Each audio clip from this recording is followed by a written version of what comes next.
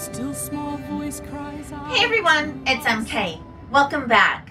So remember when I started these Sim series videos, I told you that I didn't have a master plan and that I wasn't really sure how often that they would be published.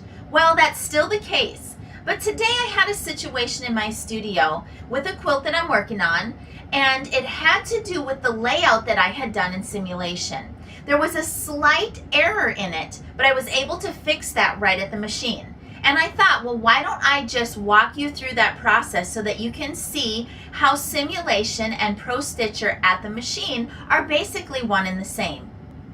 The other part of my video today really relates to the actual quilt that I'm working on. And so I want to take just a minute and give you the backstory before we go into simulation.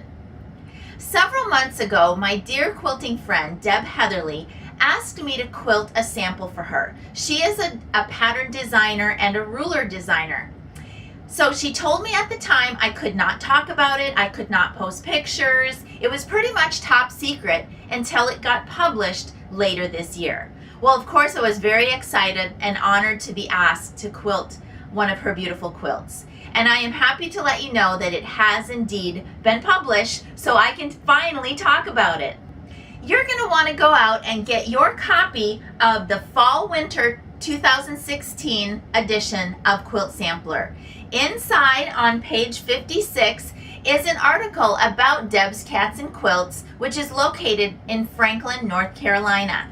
Just a few pages beyond the article is the beautiful quilt that Deb designed and that I quilted for her. Deb refers to this quilt as Strippy Stars Medallion.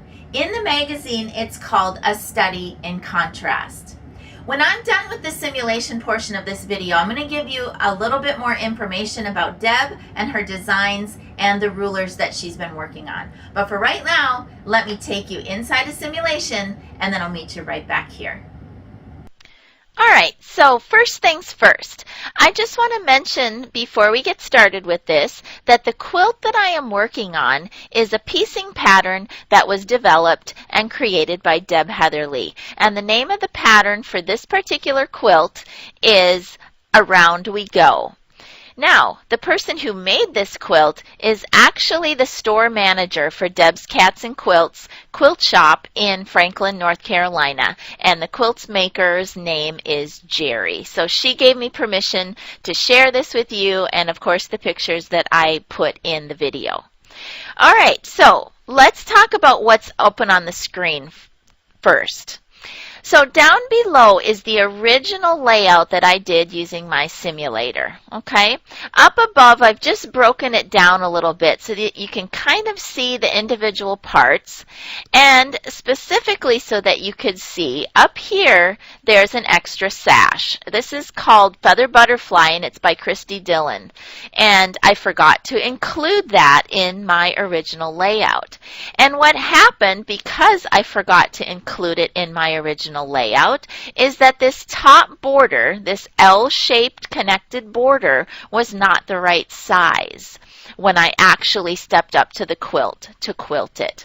All right, so I'm not going to go through all of the steps of this whole entire layout. If you're interested in my layout and rendering classes, please give me a shout either on Facebook or you can email me at melissa@mkquilts.com. What I really just want to show you today is how I corrected the fact that this little unit right here that I had created in simulation, I want to show you how I corrected that at the quilt. All right, and it's just a really easy step, and it actually is the way that I used to create borders before I had simulation. So I'm kind of backtracking, and I'm going to show you a really quick way to set up that border at the quilt and then move into your skew functionality. So let me clear this stuff off the screen, and then we'll start from scratch up here at the top. All right, here we go. First things first, just want you to understand that I've just cropped off my line drawing, and that's just going to help things stay on the screen as I work through simulation. The other thing I just want to mention is that I'm going to go through these next steps pretty quickly. Just remember, if you want this all slowed down and you want personalized attention with L-shaped borders, just give me a shout and we'll set up an online class. All right, let's start on that upper left-hand corner. So remember, this is what I had already created in simulation. Now, because I've been working on this in this video, my corner unit popped right in there exactly where it needs to be. If you were at a quilt, that wouldn't happen. What I would do is move my machine into position. I would loosely place that border. I would do that by doing reposition and reposition on the top left-hand corner. And then I'm going to have to make some adjustments because the corner doesn't exactly fit. I would do that by doing multi-point marking. Mark, mark, mark, mark, mark, mark, mark, mark, mark, mark, mark, all of that L-shaped marking. Now remember, you're not going to be able to use skew on a shape like that. So you would have to do a combination of resizing and rotation. So let's just go ahead. I'm just going to go ahead and size this down a little bit. Remember, there might be more I would actually have to do with that corner if I was at my quilt. Okay, so I would have to go over then and do that exact same thing on the right hand side. So let me just do that and then I'll meet you right back here. Okay, once you get both of your corners placed and adjusted or rotated or resized, whatever you need to do to those, it's time to drop in that center corner. Now I've also moved my simulator, or my machine in your case, I've moved my machine into position right over that stop circle right there, because that stop point is right where our border unit is going to connect to. So I want my machine in position right there. I'm going to do a file open, and I'm going to open up that center top border that I created in my simulator. Once it's open, I'm going to do reposition based on start point. And here on my quilt project is where I realized that I had a problem. It wasn't large enough. Okay, well then I need to adjust that at the quilt. I no longer need this pattern, so I'm just going to close it. Nope, not going to save it. And I'm going to go and open up the scratch, the pattern from scratch, and I'm going to rebuild my border right at the quilt. Let me do a select all and a refresh so that we can see. All right. Let's go back to that border and let's resize it to the true size of what we want to build. 5.48 was the size of that outside border.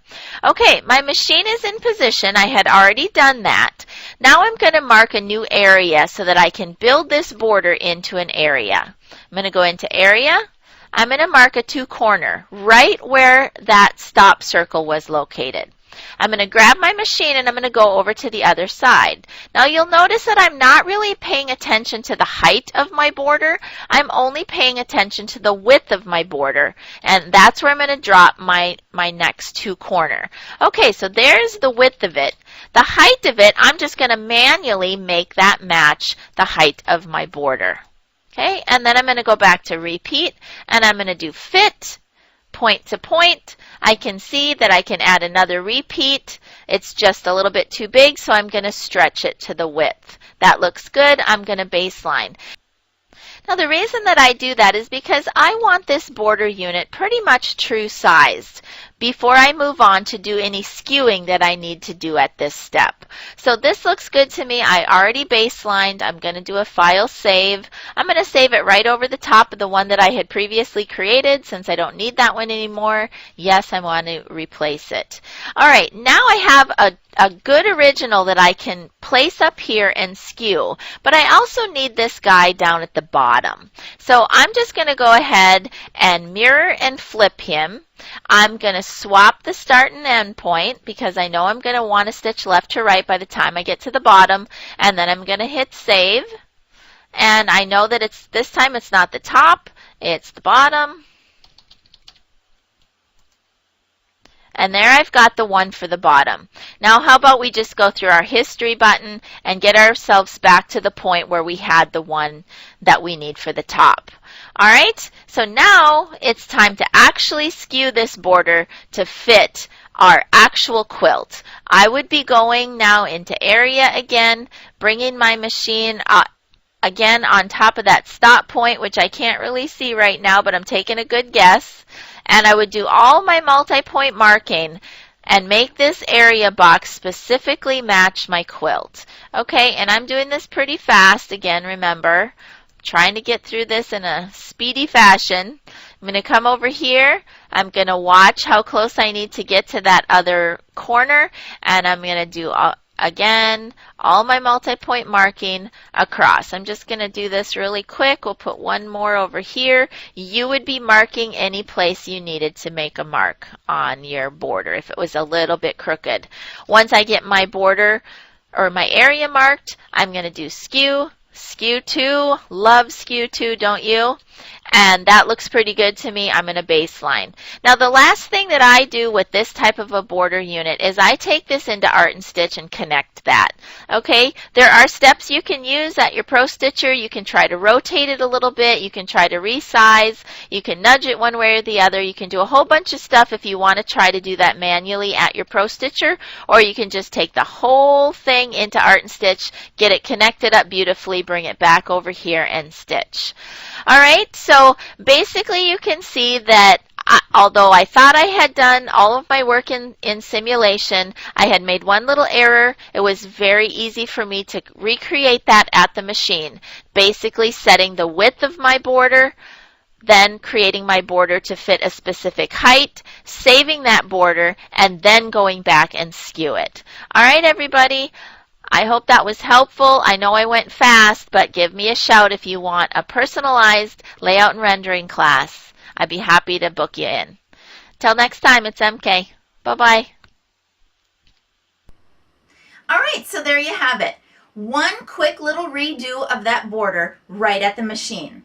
I also took a few seconds to stop then and duplicate that border, rotate it appropriately because I knew I was going to need it at the bottom of the quilt. And then if I want to, which I probably will, I can go back and use that new border that I created and really complete my layout correctly. So let's go back and talk a little bit more about Deb Heatherly. In the magazine, the quilt that she did was done using her tool, and it's called the Strippy Stars tool. And what is really awesome about it is that you can make all kinds of stars, actually all sizes of stars, from one ruler. This just happens to be a little portion of a quilt that I'm working on using the Strippy Stars tool. And you can see it's all the same star, but they're pretty much all different sizes, all with one tool. This quilt is from Deb's book called Strippy Stars. Imagine that. So you're going to want to look for that at your local quilt shop, or you can get it online from Deb's Cats and Quilts, of course. So getting back to the fact that Deb's a cat lover, she's also created another ruler, and this one is called Cat's Cradle. And in this book called Catitude, she has a whole nother, series of patterns that go along with this ruler. I also want to call your attention to a program called Grids Girls. And it's really a program using all of Creative Grid rulers to kind of make a monthly series out of it so that you can make a whole quilt with all of those rulers that you love, but you're just not exactly sure how to use them all in combination into a quilt. So ask your local quilt shop if they have a Grids Girls program going, or if they would be willing to start one. And as a part of that program, make sure that you look for Deb Heatherly's rulers and all of her books and patterns. So that's it for today, everybody. Until next time, from MK to you, happy quilting. Bye-bye.